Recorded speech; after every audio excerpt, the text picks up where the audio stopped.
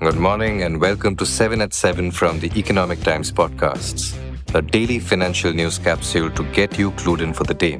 It's Monday, the 30th of September, and I am your host, Bhaskar Datta.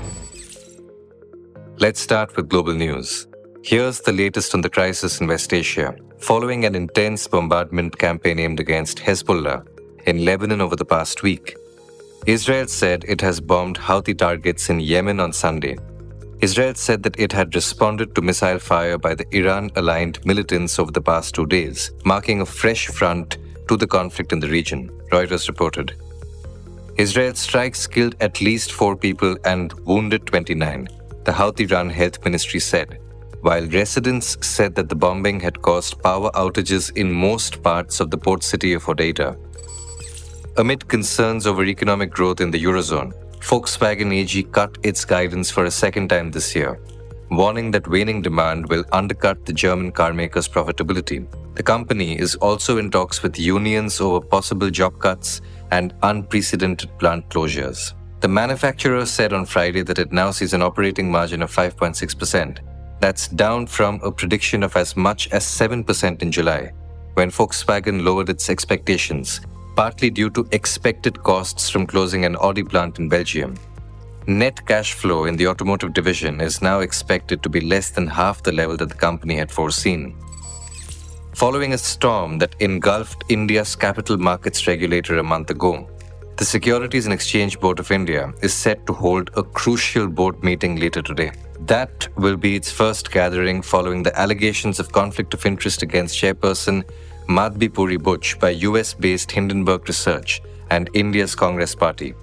The board is likely to take cognizance of the conflict of interest accusations and the issues arising from the withdrawn press release on employee matters. Although these topics are not on the official agenda, they may be informally discussed, people with knowledge of the matter said to ET.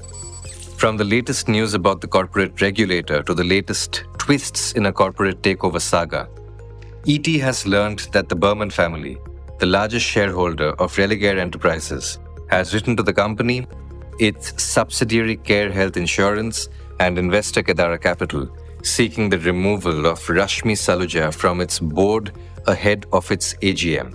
The Bermans, Dabur's promoters, who hold about 26% of Religare Enterprises, have been pushing it to conduct an open offer for another 26% as mandated under the takeover rules. Saluja and the company management, after initially welcoming this in September last year, have been resisting the move, characterizing it as hostile.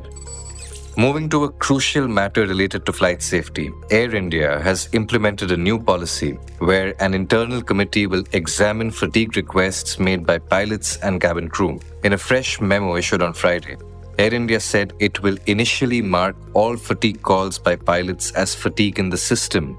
These reports will be later reviewed by the airline's Department of Flight Operations, cabin crew data, and the medical department. At a time when crew fatigue and duty hours are a contentious issue, this has triggered a debate on whether the step would discourage self-reporting even in genuine cases due to fear of retribution. A senior airline executive who manages flight operations said that such a system is necessary to prevent abuse of no-question-asked fatigue policies, ET reported. The policy is similar to market leader Indigo, where all fatigue reports are marked as sick. Reports are then evaluated by a team of flight operations, and if they are found to be genuine, the sick leaves are credited back at a later stage.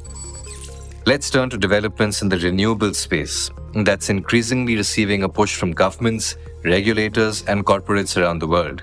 Adani New Industries, the green energy components manufacturing arm of Adani Enterprises, is setting up facilities to produce solar glass, aluminium frames, and backsheets, key parts for its existing solar cell and module manufacturing, said a media report.